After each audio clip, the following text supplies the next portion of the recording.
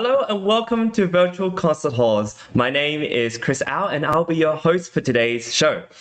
Today's program is really exciting. I will be interviewing a dear friend of mine, a social media influencer, a pianist, pedagogue, and just someone incredibly inspiring to me, Michelle Lau of the Open Score. Please check out the Open Score on Instagram or YouTube to check out more of her videos. We'll discuss Michelle's journey within social media and the kinds of connections she's made throughout, her interest in performance psychology, injury and exploration of a career in music, especially after graduating.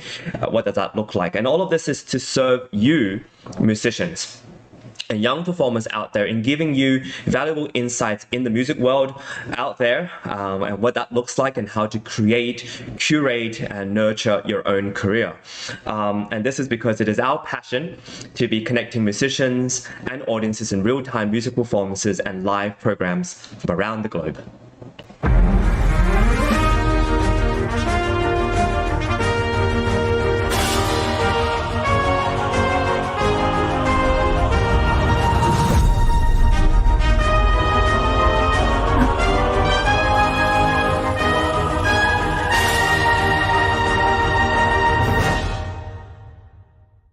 Hello, my name is Chris Au. I will be your host for today's show. I would love to welcome you to Virtual Concert Hall's live music channel.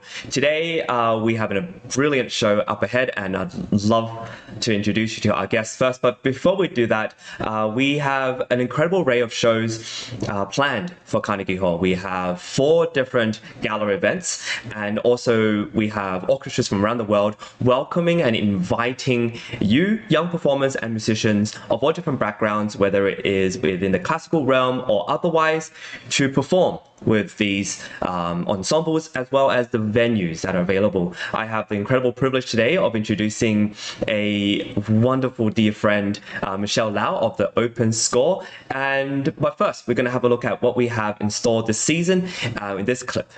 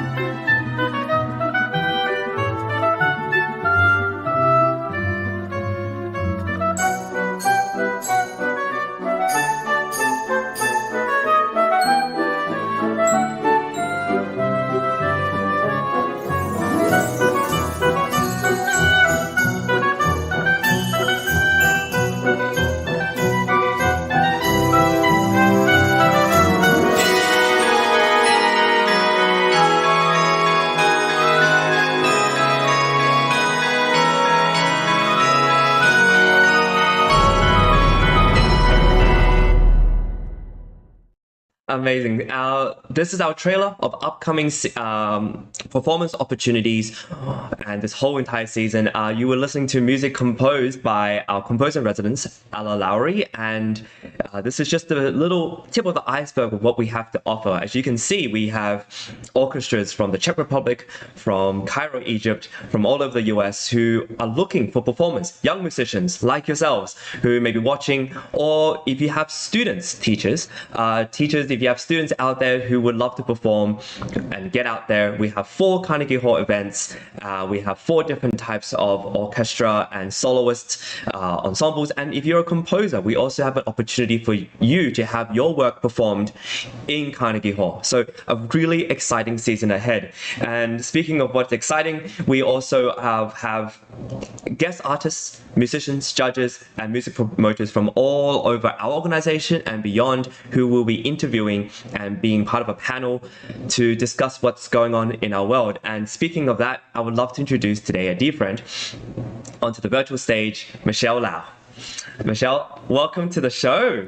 Hi, so glad to be here.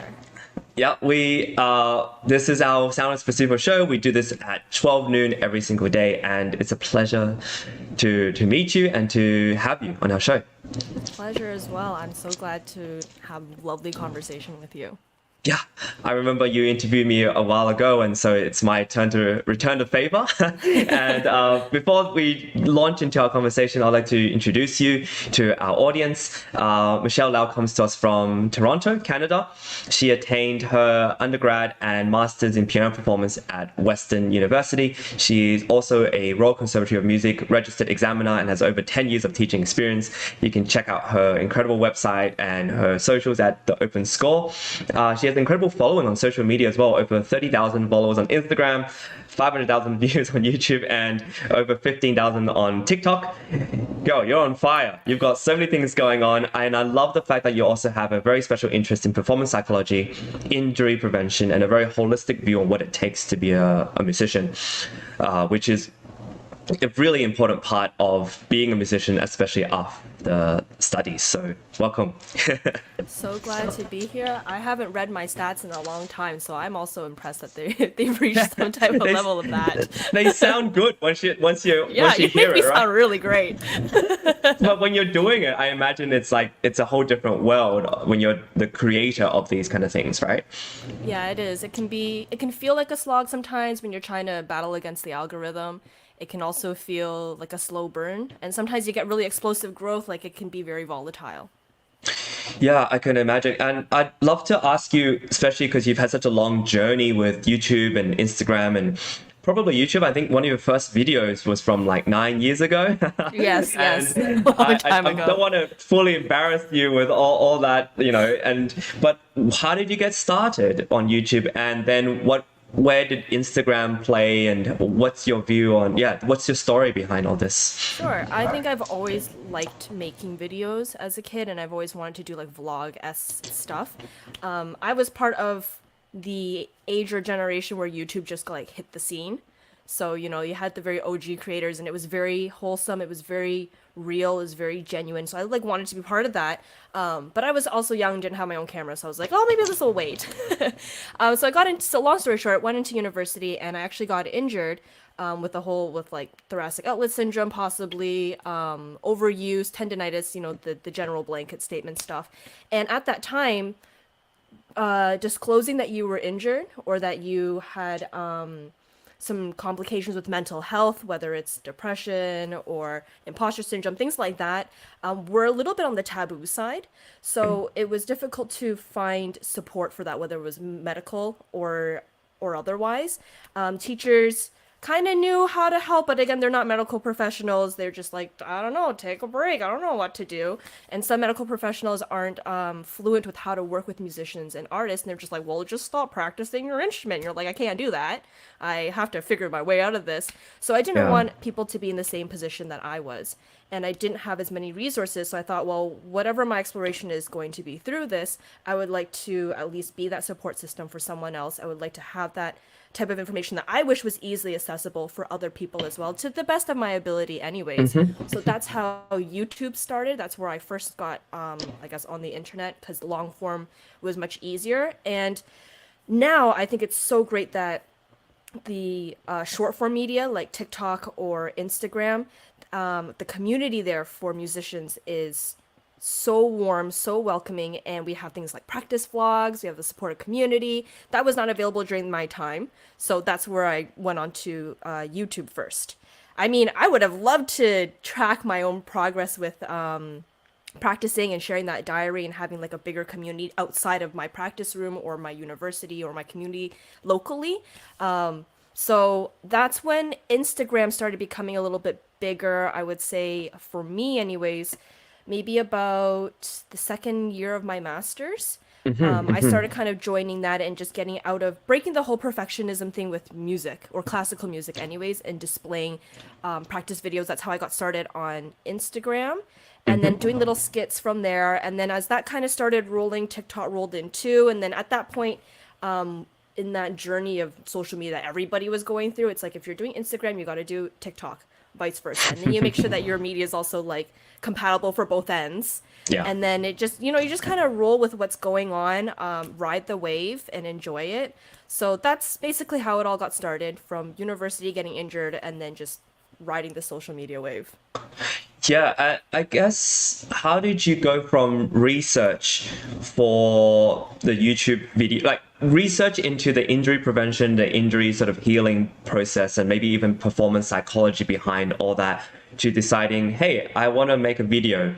And how did you go from, okay, I want to make a video, to producing something that has actually garnered a lot of views? Oh, that's like a long process. A long, like, I didn't just be like, oh, I'm just gonna research and I'm just gonna be out there and it just exploded. It took a long time. Like you said, the videos that I've been posting was like 9, 10 years ago. I took a little bit of a break, went back to Instagram. And I would say the research portion was mainly just my personal exploration. Like, I Okay. just wanted to know, how do I not get injured again? How do I make sure that the people that I'm going to be teaching, because as though I'm going to be performing, I'm also going to be a teacher as a musician. How do I make Yeah. sure my students don't go through what I'm going through or had gone through? And how do I also make sure that, you break the cycle on that? Yeah. So I did a lot of research in like articles, talked to doctors, went to courses. I'm lucky at that time it happened while I was in university, so those things were much more easily accessible for me. And I Yeah. thought, well, if someone's not in university or has these things, like how are they going to be able to find out? So as much as I can, I wanted to offer that. And then going on to short form media, so Instagram and TikTok, kind of building that, you have to know your audience really well. And with the fast paced nature of social media and the videos that you're going to be making, you have to hook the audience within the first like 3 frames, because that's Wow. how fast people are going to be scrolling through. I'm sure we've all done our mindless scroll, and we get like intuitively, we know when a video is going to be good or not. And within the first three Yeah. frames, it's got to be there. So you can't have, your millennial pause. I don't even know if that's a thing anymore. But yeah, you got to hook them right in and know that you also have to deliver. And it's got to be fast. It's got to keep their attention.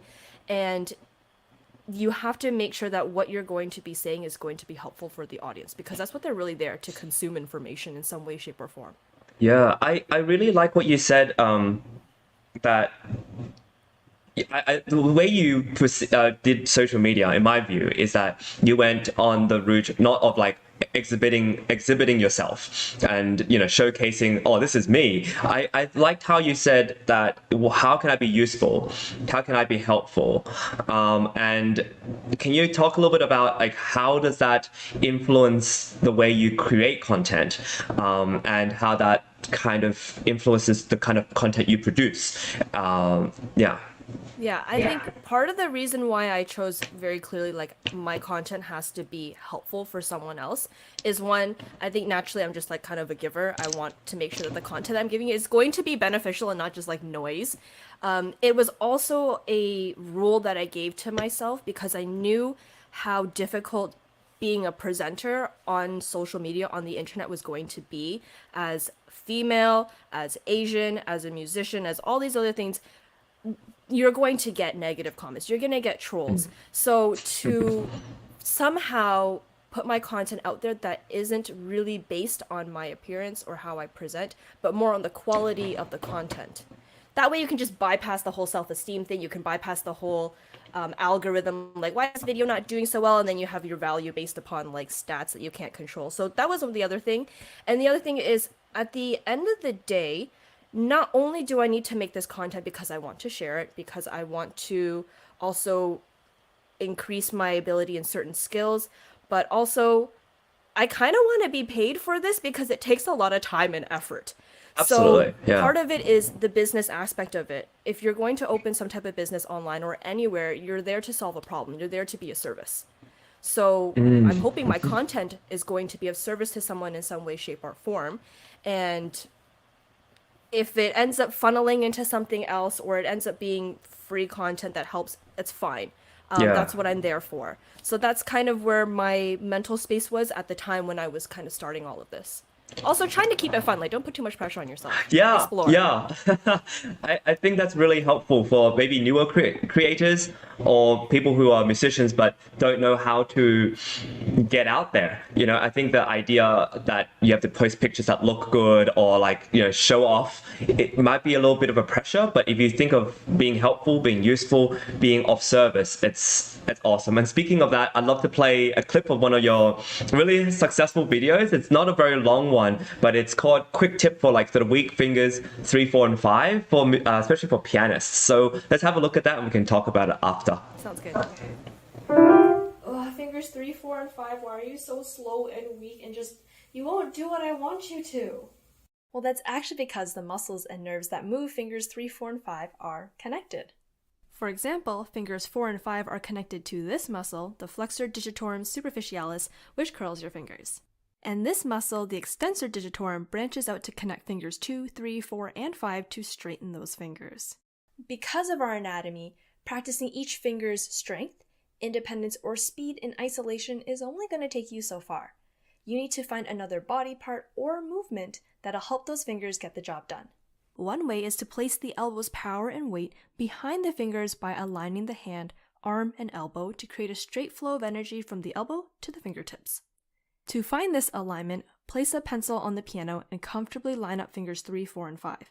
Notice how this slight pivot straightens out that broken wrist to create a straight highway for the elbow's weight to be behind fingers 3, 4, and 5. This allows you to move those fingers more freely for more speed and independence. The weight of the elbow helps the fingers put the key down with more force and speed. Of course, to transfer the elbow's energy, don't break or collapse the joints and use wrist and elbow circles to transfer your alignment to and from different fingers so you're not locked in this position. Try this with your scales, thirds,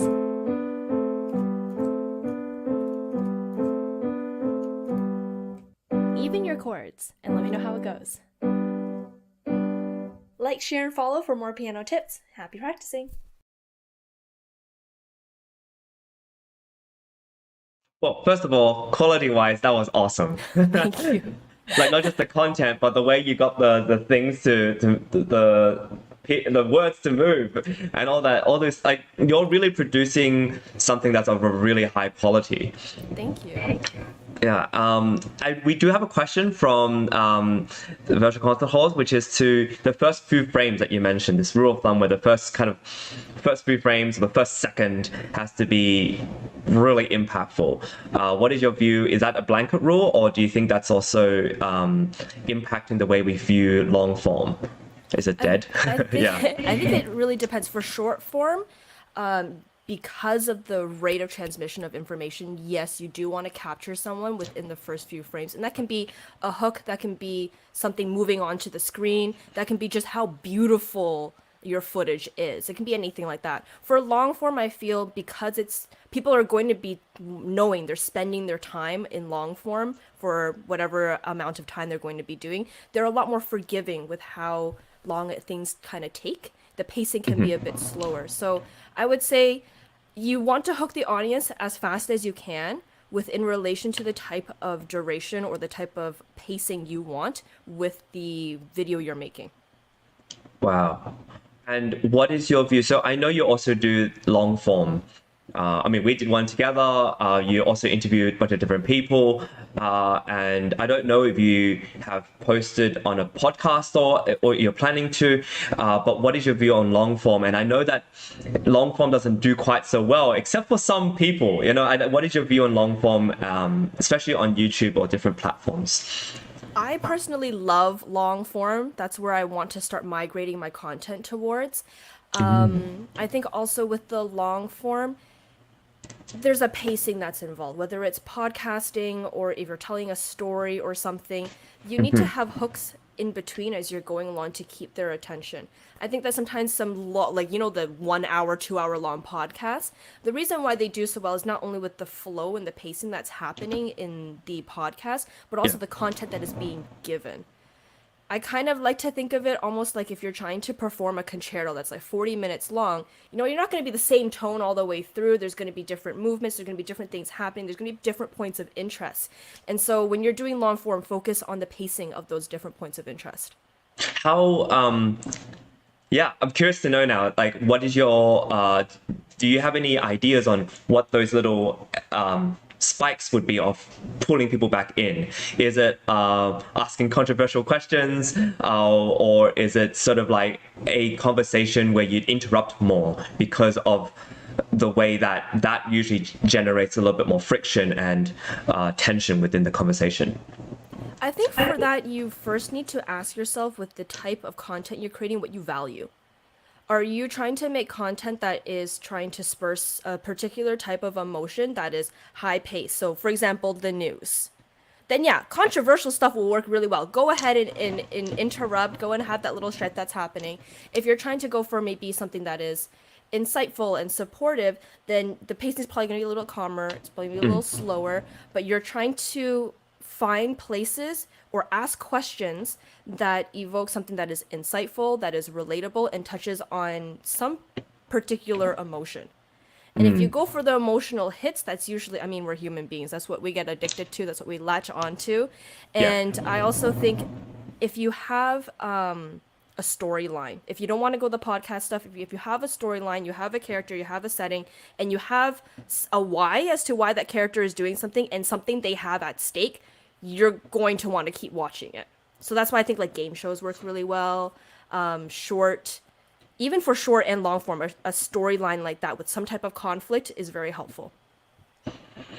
Yeah, I'm imagining now when you or anyone has a conversation recorded long form with an academic or someone who's quite intellectual, very interesting, but it often takes a while for them to get to the good stuff or get to what we would call the good stuff. And what I've admired about people like Tim Ferriss as an interviewer and podcast host is his ability to ask really good questions thanks to really good research that just gets the person who's being interviewed excited and they go straight to the point. What are your thoughts on that? I think to be a good interviewer, you touched upon a few really great things. One, do your research, do your prep work. Don't go in asking certain questions that would make the your interviewee being like, you didn't research me, you don't know why I'm here. You don't want them to feel that way. Two, asking poignant questions that get them fired up because then they bring energy that you can feed off of is also a really good point that you made. And I think also being a good host is listening. You need to listen very well. And I don't just mean like just have an open ear and listen what they're saying, but listen to their tone of voice, listen to their body language. If you start listening to that and you start listening to the pacing of how the flow of the conversation is going, you'll start to feel, oh, this is having a little bit of a lull. Maybe I'll interrupt to have a little bit of more energy interjected. Or maybe, oh, you feel that you felt something, you listened, their voice peaked a little bit on something they're interested in, then you want to maybe start poking at that a little bit with some good questions. So listening is really important as a host, in my opinion. Yeah, absolutely. Because then you can feed off each other and it becomes, as we would say, as a musician, like chamber music. Yes. And you can kind of feed along their energy.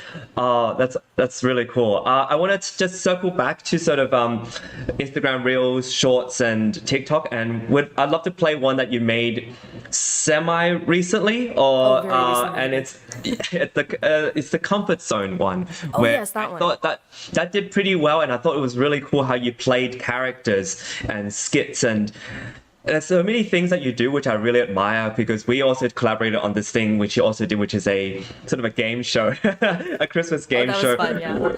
We won't show that today for people watching, but it's just, I love the experimentation that you do, and I love the courage in which you do that. And so we'll talk a little bit about courage, the idea of like putting yourself out there, playing characters. Like, we're not trained as actors. How do you know? And yet we do that. So let's play this clip, and I'll talk to you a little bit about that as well.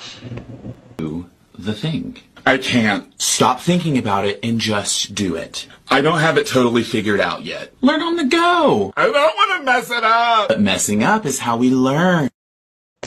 So cool. And can you tell us a little bit about the concept behind it? I noticed how it's very short.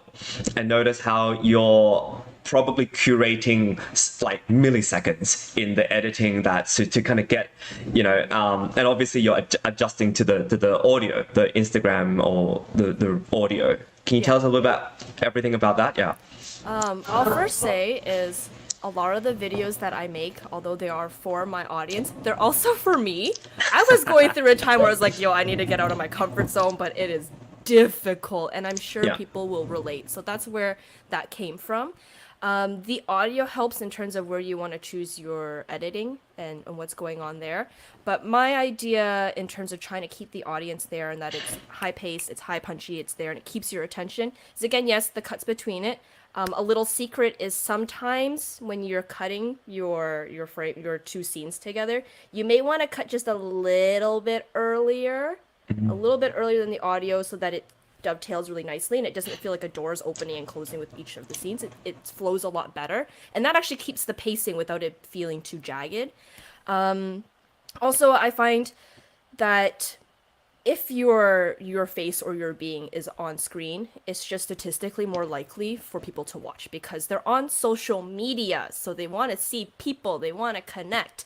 So that is something that you may want to consider working towards if you are not wanting to be on screen. That's not to say that you have to be on screen, but it does make it a little bit easier if you want to catch the audience a bit more. In terms of choosing the characters, I really just thought, okay, I'm a teacher and I'm a student, and I'm just gonna max out how it feels. So if the teacher's really trying to encourage someone, I'm gonna emote a bit more. And then for the student that's, curling in a ball, I just thought, well, when I'm feeling not confident and I'm having to put myself out there and I'm going through that resistance zone, that, the growth zone, the discomfort, what do I feel like? I feel small and tight in a black little ball. So I found a black sweater, I curled up in a ball, and I looked for support, which was my cat. So there you go. Love the cat as well. I think that probably definitely helps with the for people who love to see cat videos, and just having a pet there, amazing. I mentioned before we played that about the topic of courage and putting yourself out there. Is that hard for you? Like, you don't have to be too vulnerable as much as you want, but how difficult is it to say, all right, let's turn the camera on, let's create this, and then you're editing, you're like, I'm hearing my own voice, I'm seeing my own self, and like, oh, do I look like that? Oh my goodness, and I maybe have to put makeup on or do my hair or something. Can you talk a little bit about the behind the scenes courage and steps you've made to just put yourself out there? Absolutely.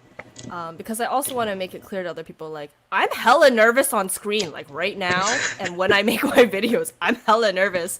And that's, honestly, it's going to exist. When you put yourself out there, you're going to be feeling uncomfortable, you're going to feel exposed, you're going to feel vulnerable. So when I make videos, I actually have a very long process in terms of how I plan, how I script, my storyboarding, the editing, and then for hair and makeup, you guys think I don't do hair and makeup. I do hair and makeup because I'm still being presented on screen. It takes like an hour sometimes, and I gotta be thinking like, okay, do I really want to make this video? Is it worth it? All this time? Is it worth it? Like, I do ask myself from time to time, like as I'm preparing and I've got the lighting and I'm moving things around. Yes. Oh, I shouldn't have that in the background. That's not gonna look good. I'm like, is this worth it? Yeah, is it worth it for like a 5-second video? I know, right? Yeah. Mm-hmm. Yeah. So for all the creators out there and all who wants to be creators, like, you'll come a point where you will start to think about getting lighting and where to put the good lighting and all this stuff because you want to improve your videos. But getting back onto the topic about courage, I believe, correct me if I'm wrong, being courageous doesn't mean that you just are big and open and that you're just feeling like you're capable of doing anything. It's in the moments where even if you feel like crap and you feel insecure, you still do it. So guess what? Yeah, I'm feeling insecure and I'm still doing it. So I tend to want to kind of shift my focus away from when I feel small and not having that courage. And I start to think, okay, this is for the audience that I'm wanting to reach. This is for the community that I want to build. These are my values when I make these videos, and these are my goals. That's the direction I want to go. Not, is my hair out of place? Is this video going to be good? What does this mean for my self-worth? It's going to happen. It's going to be there. There's going to be a voice that's going to be telling you that. And you say, okay, that's great that that's there. I also want to make sure that this video reaches out to other people and they know that they're not the only ones. That means more to me. And I'm still going to feel uncomfortable. But at the end of it, after you go through that whole process and you put it out there and you get reception of any kind, you learn from it. Usually, at least in the classical music community that I've been a part of, everyone's super supportive. It's always going to be good. And the feeling of just pushing past your growth zone just a little bit, it's so much more satisfying than staying within your boundaries. Mm-hmm. Having that tiny little step forward, no matter how big or how small it is, it just feels so good. And everyone's experienced it in some way, shape, or form. And if you can latch on to that and just be hungry for that, then I think courage isn't necessarily on the radar anymore. And so then you don't have to worry about the imposter syndrome and all those things that might and will come up. Right. I love what you said about that. It's the courage of little incremental improvements. You know, I think for me personally, I realize each video I make or every reel I do, it's about just making those little changes. And today I don't feel like making it as snappy. So it's just, this is where I'm at. But tomorrow or the next day, I'll be like, okay, let's try to make this more snappy. Like there's incremental improvements of courage, which that's how I find, and I'm kind of hearing a little bit more from you, because it's not about the one video, it's about the journey of being a creator. What do you does that resonate with you? Yeah, it resonates with me, and I think when people are feeling a little bit insecure or they don't find that courage to want to post something, then just start with the tiniest step that gets you in that direction. If that means that you only post texts, fine. If that means that you post on an account that is actually not even public, just to get the feel of it, whatever will get you there is important. And then it gets you out of the whole perfectionism and the judgment, and it gets you experimenting, it gets you playing, and that's where you want to be. Wow. I love it. We're gonna pivot to have a look at your Instagram page. Sure. That's all right. And so the way we're doing this now, you can see is, and you can comment on it. Can you tell us a little bit about how you've put it together? If you're willing to share, like, your idea behind the profile, the story things that you have up top, and then and I love the way you've put these sort of things together. This is the thing we did together under the Christmas tree. A lot of fun. Yeah, and how and this has grown so much. You've done so many different kind of things. As we're going through this, like, what comes to mind? Do you feel like, wow, I've been on such a journey and this has been really worthwhile? Or like, what are your thoughts before we play one of the more recent reels you made? My thoughts are like I always forget to go and check what's been happening. And it's just I have made a lot of videos. Oh my gosh. And I'm like celebrating that for myself. Yeah, you should. Yeah, it's been a journey, and it's really the process that you want to get connected with.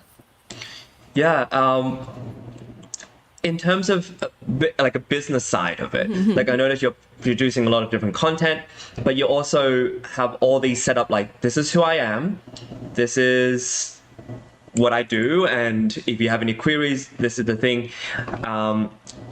How did you set that up, and how did you decide what you were going to do? And because you're so multifaceted almost that, like, it's hard to kind of put in a few words what you do. That's something I had difficulty with as well too. And I think the description is basically your billboard. Yeah. So you want to get people to know what are your qualifications, because, you know, there's so many people producing content. You don't want to be necessarily just anybody. And then from there, a little bit about what your values are, what your goals are for your audience, or what you want to provide. So in my case, like, I want to be an educator. This is what you're going to be here for. This is my content. And then a quick link that will lead them to some other place or more to whatever your content is. So those are the main three that you want: your qualifications, some form of identity of your content and yourself, and then some links. Then from there, I have the highlights, because I create a lot of stuff and it's kind of a personal log as well too. You want people to get captured by the tiny little things that you might be doing or things that you want to point them to. So for example, if I'm doing a collaboration or if I have a particular video out on specifically piano technique, those are the things that they know, oh, if I click here, that's what I'm going to get. And then it's a directory of sorts. It's a directory essentially. And then they can scroll down. For me, when I do so many things, we're like, where the hell do I start? You know, and it's just a whole mess. Like, I don't have a pretty layout or any of that sort. So just click quick links that they can scroll through, and it just kind of pulls them down. I love that. So we're gonna bring your thing back up and play the most recent videos. A bit of This is amazing. Hold on. Practicing, time to start Let's my go back and come back to it. Time to Here we start go. my practicing. Time to start my practicing so I can be Ling Ling. Gotta drill those chordal leaps, stupid trills, octave runs. With this practice plan, nothing can stop me till I'm done. Listen to the metronome, metronome, metronome. Every tick I'm closer to carpal tunnel syndrome. It is almost lesson day, gotta cram. What's the time? 40 hours, not enough, I need a lifetime. When will my hands dance with grace on the keys? No one knows. Can I memorize in time? I'm losing all my hope. Practice, practice. If Ling Ling can do this, I'm sure I can do it too. Practice, practice. Time to start my practicing. Love it. Thank you. That was really outside my comfort zone.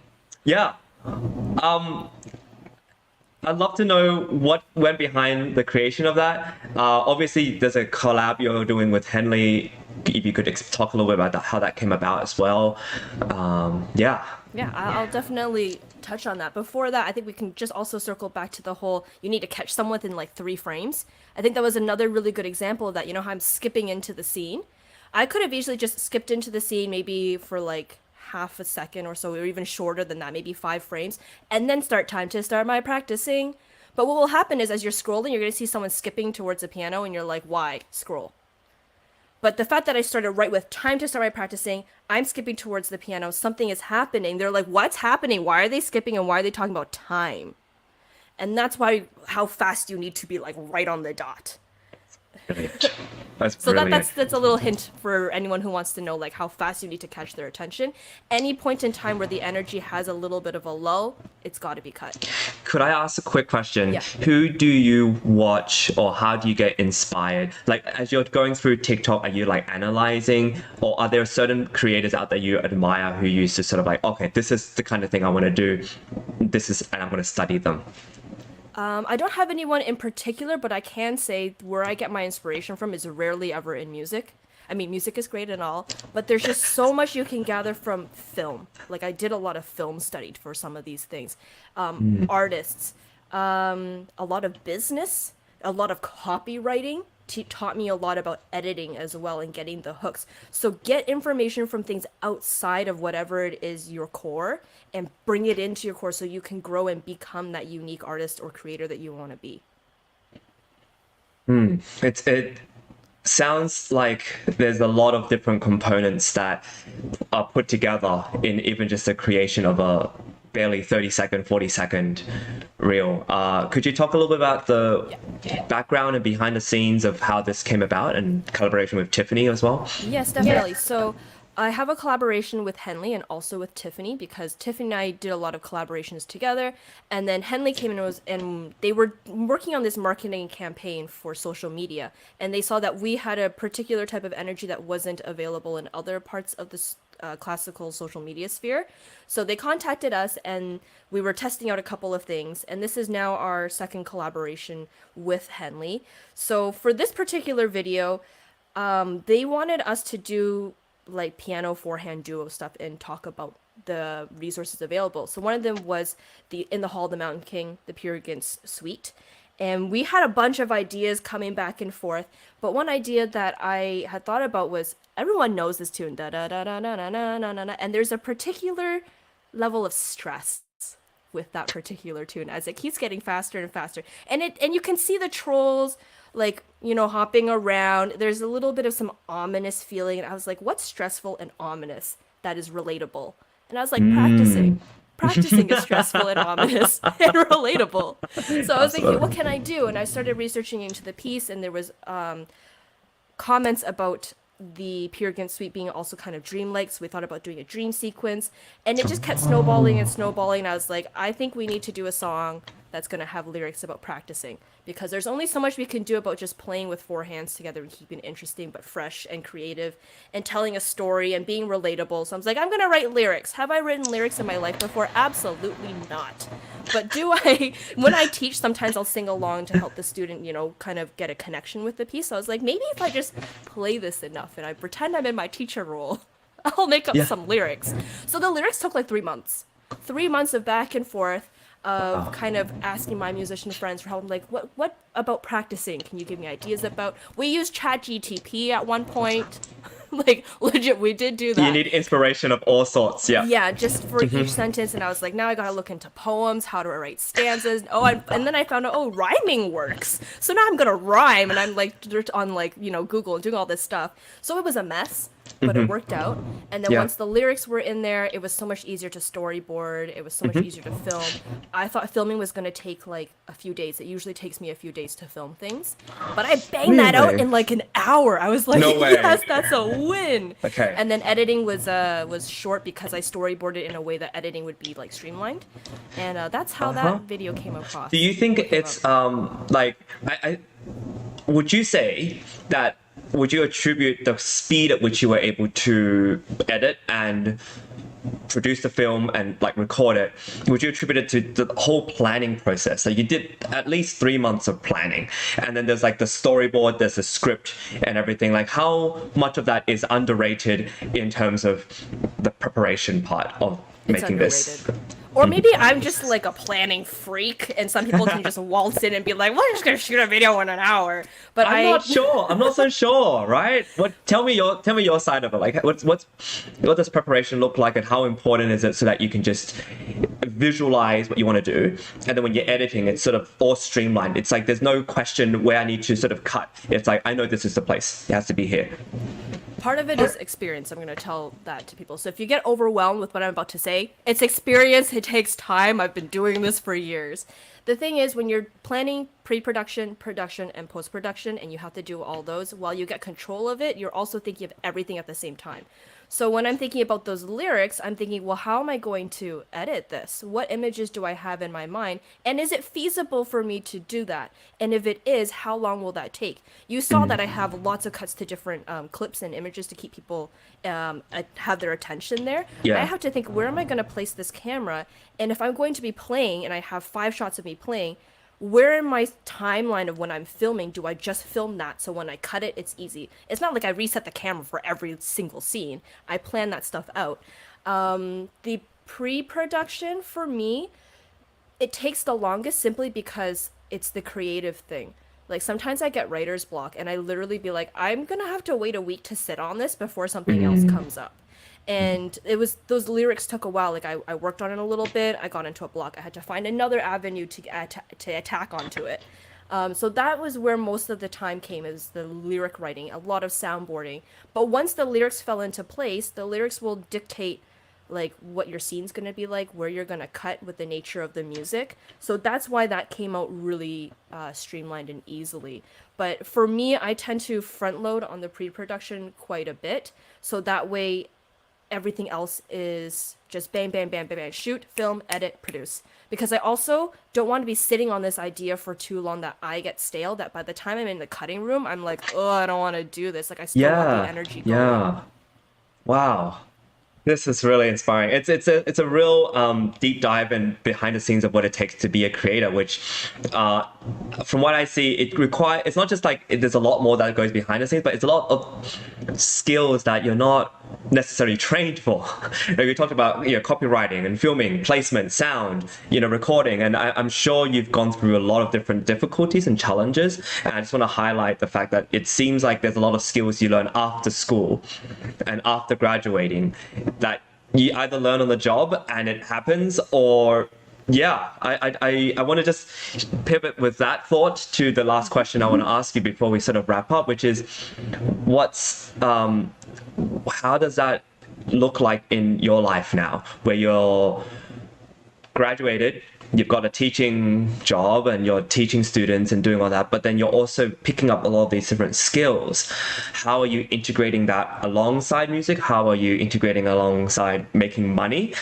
And what are your thoughts on how that looks now, how you got here, and your projection of what it will look like in a couple of years? It's difficult when you leave school because school has so many systems built in for you to improve, for you to experiment, for you to learn, for you to just do things. So when you leave school, you need to have that structure in some way, shape, or form available for you. I think as humans, we're all creative and we always want to learn. So while you might have a particular job, whether it's teaching or performing, where you feel really solid, it's your bread and butter and it's your stability point, Right. you're gonna find that to be stale at some point. You know, you're doing the same thing over and over again. So you want to rejuvenate it, and that's when the learning comes in. Like for me, some of the content that I'm making that I'm learning is not only learning for me and to keep me interested, but I'm learning on behalf of my students that I can also teach. And also for my craft as a performer, everything feeds into it. So if I'm reading stuff with Gordon about, the author's name's Gordon, and it's about rhythm, but I'm wanting to improve my sense of rhythm for my performing, which is going to help improve for my students and in my teaching and the way that I interpret. And then from there, that's how I integrate everything. And also, always be curious. I think that's at the end of the day. Always be curious, because that's what's going to fuel a lot of just new avenues of what you can possibly do that is outside of a standard or a tradition. And I would say stay creative, stay curious, and just keep experimenting. The world is your giant like classroom. You're going to be learning on the job, so get comfortable with that. Yeah, I really take a lot of refuge in these ideas that you're promoting, which is, you know, be curious and explore, because it is, you're right, like really easy to get stale in a sort of rhythm of just teaching in and out, and you're not exploring, not learning, you're not put into classes, you're not choosing classes or electives that will just chuck you into the deep end, and then you gotta find out new things. You actually have a lot more jurisdiction of how your world looks like. So I love what you're doing, and I'm just a huge fan. Thank you for coming on to our show. We're gonna just talk a little bit about what's coming up for our deadline season, and then we'll wrap up and say bye to our wonderful guest, Michelle. We have a really incredible season coming up. This is the fourth rendition of this whole series, Sound Espressivo competitions. We have collaborators with progressive musician, call orchestra, and a huge bunch of sponsors. I want to give them a huge thanks, because these people are making our season possible. We have a Carnegie Hall Gala coming up in mid-November. It's that soon, and I am so excited for it, and we are looking for musicians like yourselves to be a part of the performing crew, to be in performance in these big stages. And the next thing I want to play quickly is a reel to promote what we are doing, and I hope you enjoy. Hey, check this out. I know you have always dreamed of performing in Carnegie Hall, so I think this 2023 to 2024 season at Sound Espressivo will be perfect for you. As a platform, we host live online auditions so you can share your music with the entire world. Then we send you to incredible in-person venues like Carnegie Hall so you can perform solo, as a duo, as an ensemble, and with orchestra. This year we have a total of 4 gala events at Carnegie Hall, as well as 4 different opportunities to perform with orchestras in the US, in the Czech Republic, and even in Egypt. We want to help you fulfill your musical dreams. Go to soundespressivocompetition.com to check out our season and to apply. Hey, check this out. I know you have all...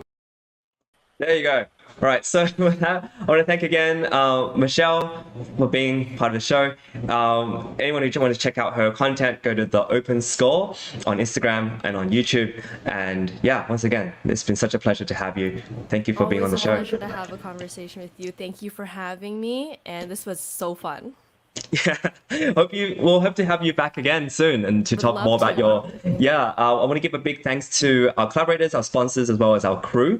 We have a really incredible team of script writers, technical directors, show producers, and hosts that make all this happen. So I want to give a big thanks to them. And we are on at 12 noon every single day with a different show. And I can't wait to see what other guest artists and interviews we do. So please join us there. And we're connected on all the different social media platforms. And so until next time, once again, thank you, Michelle, and I'll see you all soon. Thank you. No matter where you are or who you are, music connects us all. We started with a dream, but now we are paving the future. Welcome to the Sound Espressivo Global Competition. Fully virtual, yet bringing musicians closer together than ever before, now on a global scale. True live, inclusivity, diversity, connection, community, an extraordinary array of judges. Get noticed by companies all over the world. Prizes, scholarships, performance opportunities. Apply to be a part of the most exciting congregation of artists like nothing you've ever seen before. We guarantee quality and leave no musician behind. We can't wait to hear you on the virtual stage.